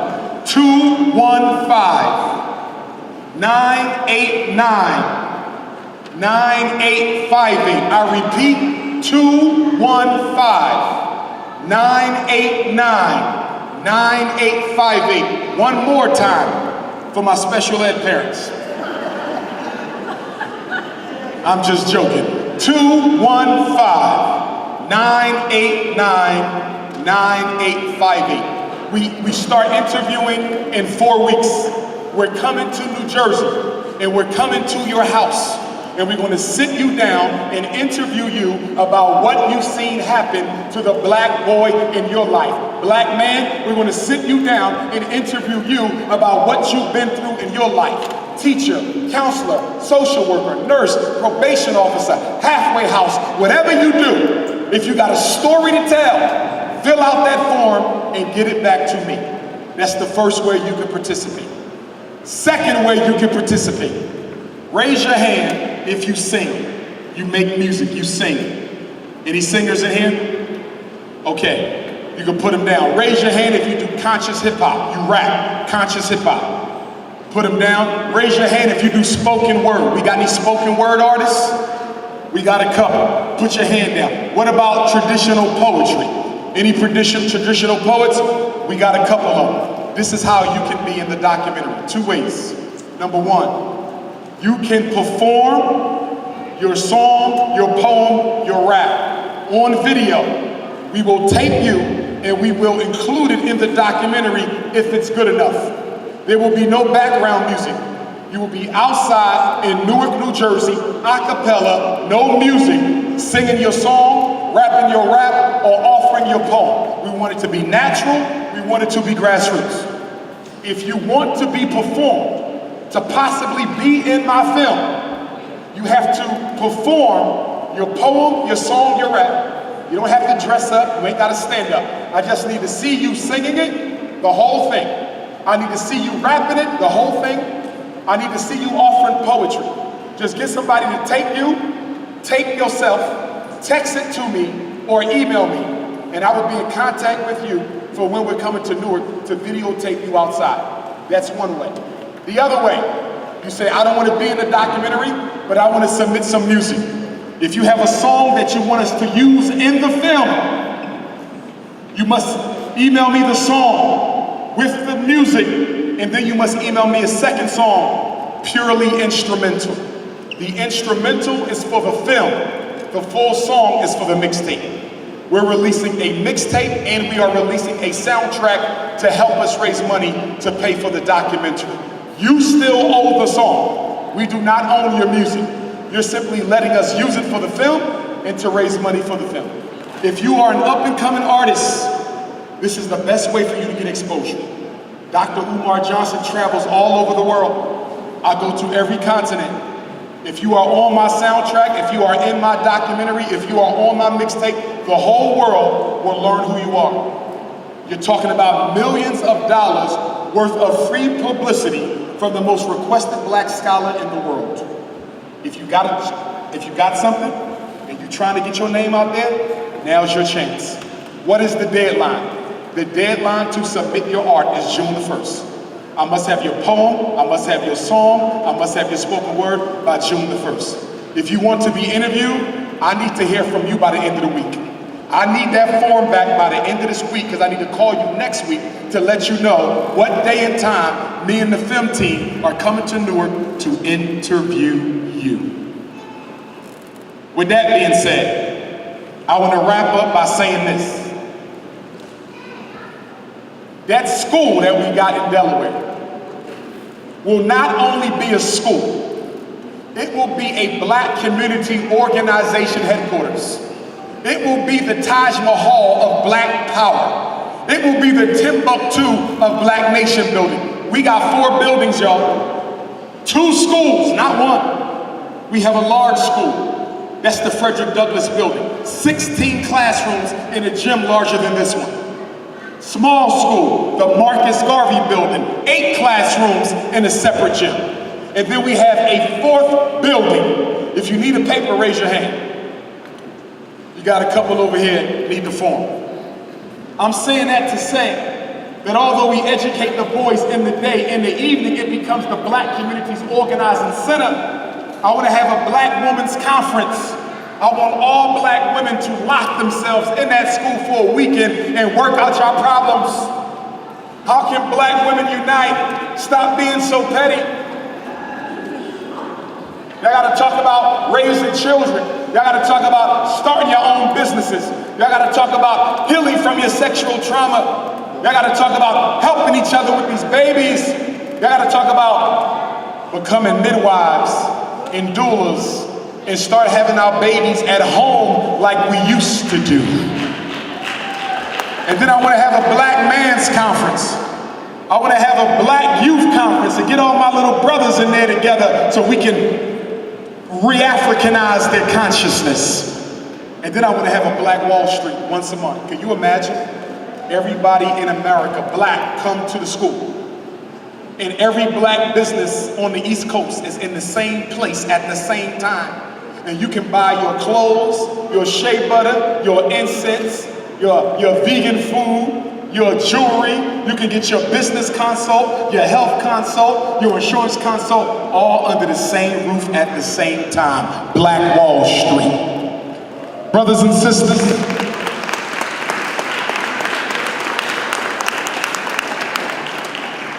in order for us to finish that school, we need you to donate.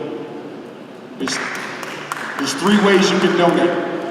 Number one, if you are on the Cash App, the handle to donate to the school is $FDMG School. I repeat, $FDMG School. If you're not on the Cash App, the full link is cash.me/$FDMG School. Second way you can donate. And if you forget all this, you can text message me, you have my number. The second way you donate is by mailing a check or money order payable to FDMG Academy, and the address is 9634. P.O. Box 9634, Wilmington, Delaware 19809. And the third way you can donate is bring a check to Hartford, Connecticut.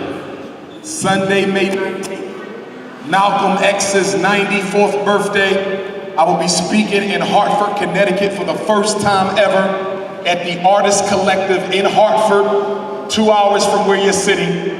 Just like today, doors open up at 2, lecture at 4. But guess where I really want to see you? I want to see you in Wilmington, Delaware, at the Boys and Girls Club, right around the corner from our school, Saturday and Sunday, June 8th and June 9th for the 2-day training. It is intense. You're going to get paperwork. You're going to learn everything about special ed, everything about the IEP, everything about federal law, everything about No Child Left Behind, everything about Title I. 2 days with me. You will be a master advocate. And then I hope you come back and help us build a chapter of the NIVPA.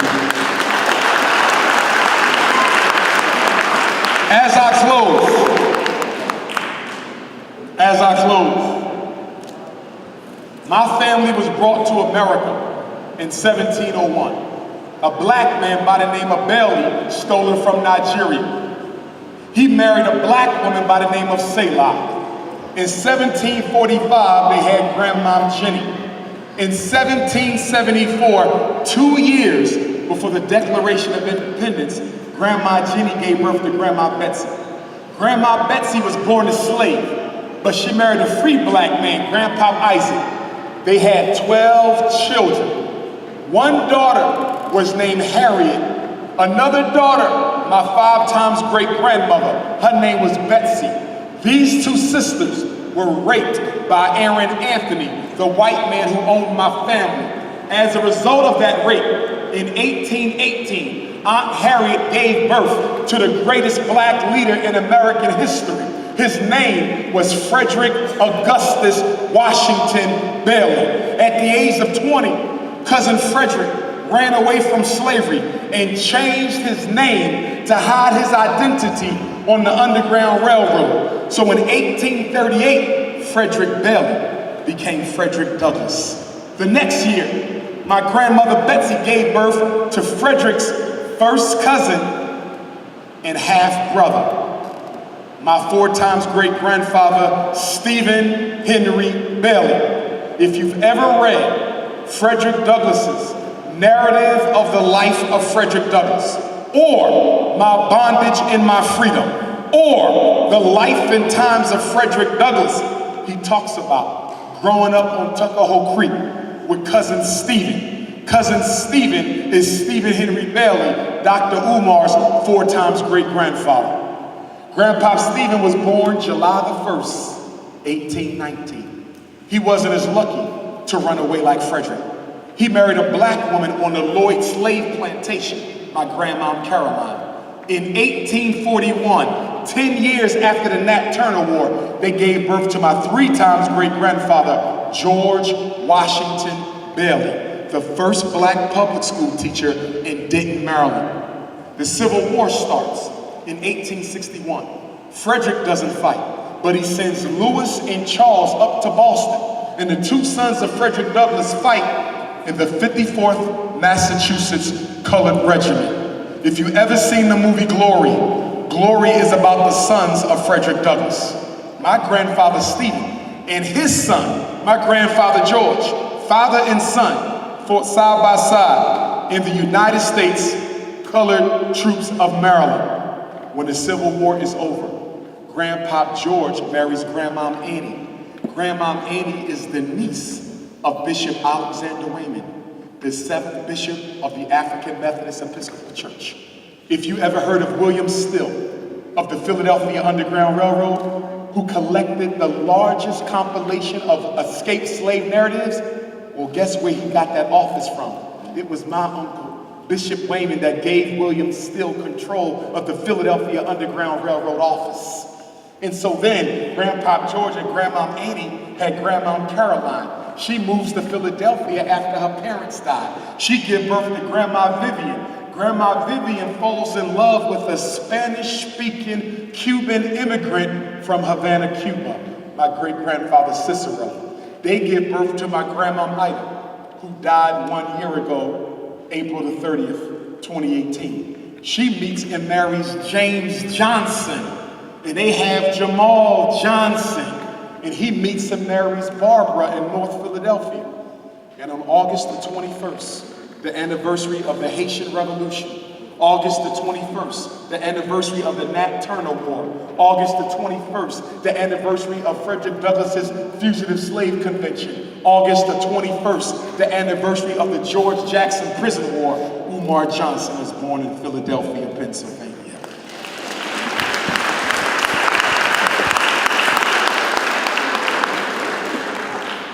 So I'm not gonna lie to you. I'm gonna just be honest with y'all. I'm the damn Messiah. But hold, before I give y'all my closing quote, they said, can you remind the crowd, if you need advocacy, please remember that you have an NIBPA here. Montclair, raise your hand, Sister Kalia. She's the president of the Montclair chapter of the National Independent Black Parent Association. And if you come to Wilmington, Delaware, June 8th and 9th, you will see her there. And if you come to Wilmington, Delaware, June 8th and 9th, you will get a free tour of the school. I want to close with this from Frederick Douglass. He said, if there is no struggle, there is no progress. Those who profess to favor freedom and deprecate agitation are like men who want crops without plowing up the ground. They want rain, but can't stand the thunder or the ocean. They want the water, but they don't want to deal with the awful roar of the waves. Frederick said, a man may not get all that he pays for, but you will pay for all that you get. And if we want to be free, then we ourselves must pay for their removal, with blood, with boldness, or with our very lives. But if we don't fight to make ourselves free, then we're not worthy of being free at all. Frederick said, a man may not get all he pays for in this world, but you will pay for everything that you get. He said, for 20 years, I prayed on my knees to God for freedom, but the good Lord gave me no freedom till I got up off my knees and started praying with my feet. He said, if you want respect from white people, why do you look for pity?